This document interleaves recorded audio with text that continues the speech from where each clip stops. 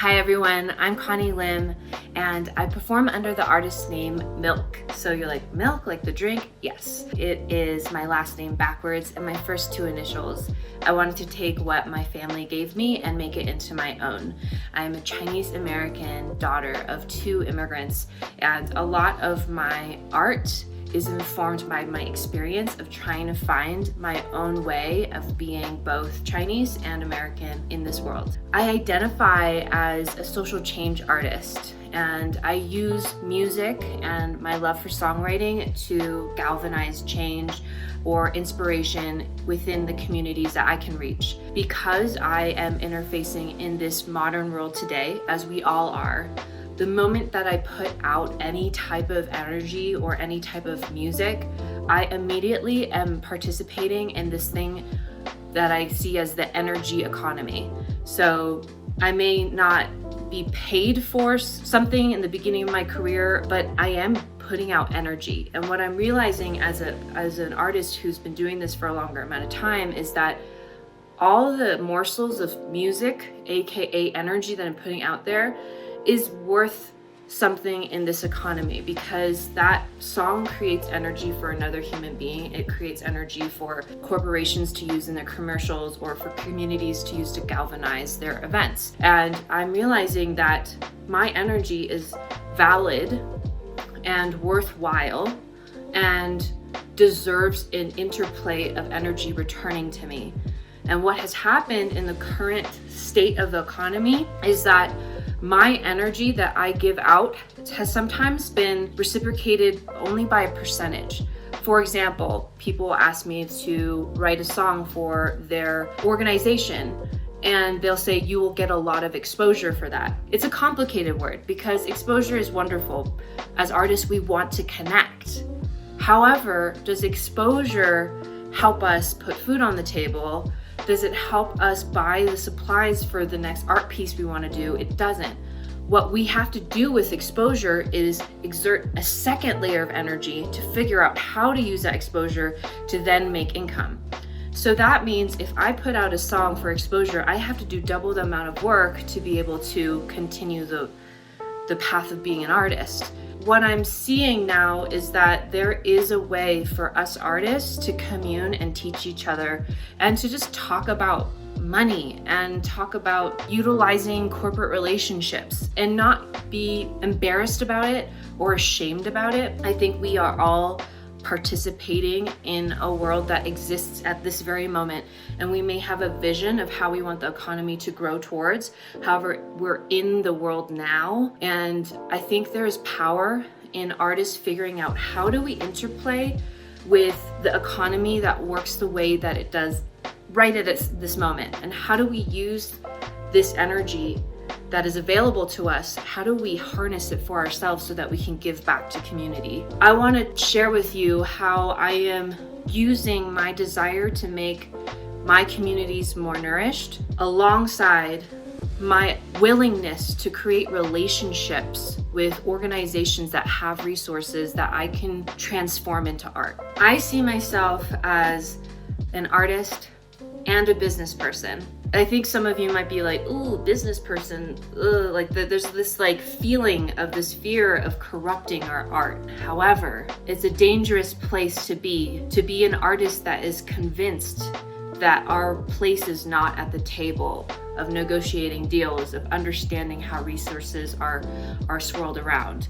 We as artists are able to find inspiration and new ideas through any information we learn. If we learn to sit through those moments of not knowing and maybe discomfort, we will learn new ways of creating our art, and also we will come up with new ways of harnessing the relationships we're building with our partners, and we'll innovate new ideas and we'll be able to pitch ideas to our potential business partners. If I am being approached by a big corporation to write a song for one of their commercials, if I also participate in the relationship of learning what this corporation needs from that song and what's important to them, I'm starting to understand who that person behind the corporation is, and I'm starting to understand what their deeper desires are.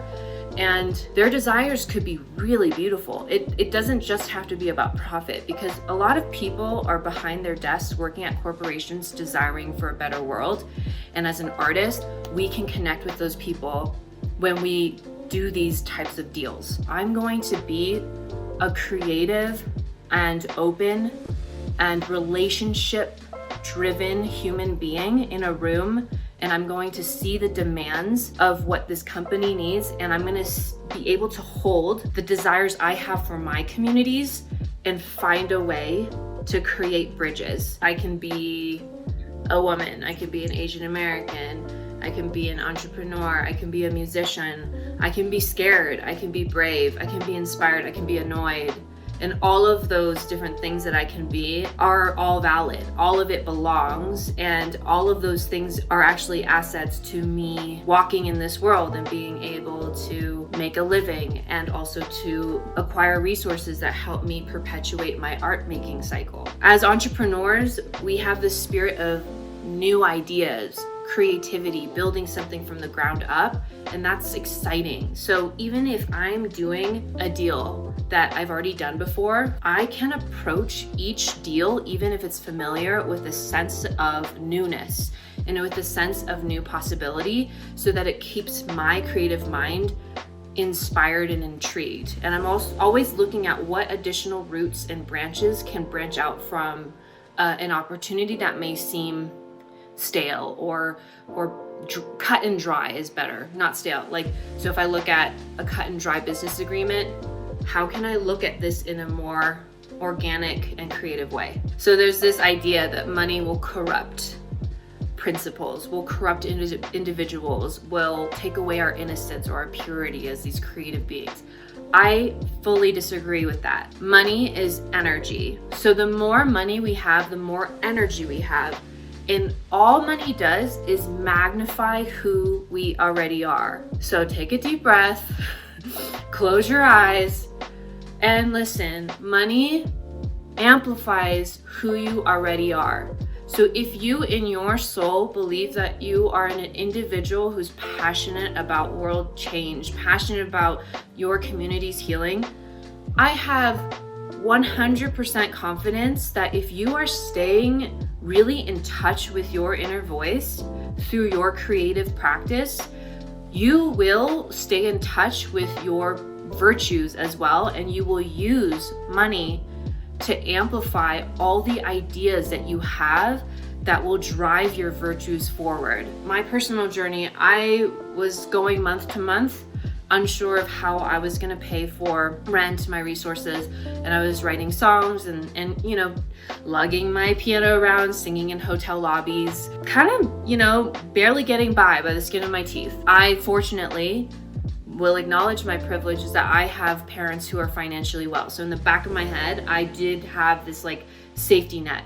I have my pride, so I was like, I want to try to do this on my own. However, I did have this feeling of not having financial resources to help me do the things I wanted to do. And once money started coming into my life, I coped with this new form of energy like rushing into my life by understanding, one, I personally will feel good if I funnel some of this towards things I'm passionate about, but the majority of it I'm gonna invest into myself so that I can make more art. I then used the money that I got to own my own form of production. I bought the gear and started taking the classes, and I invested in myself. The rest of it, some of it I saved, and the other bit I put into the world to give back as service. And so we have agency, and if we don't want to become the people that we fear we become, then we won't. We can focus on who we want to be and just keep our energy going towards that direction. And our money will do that too. Like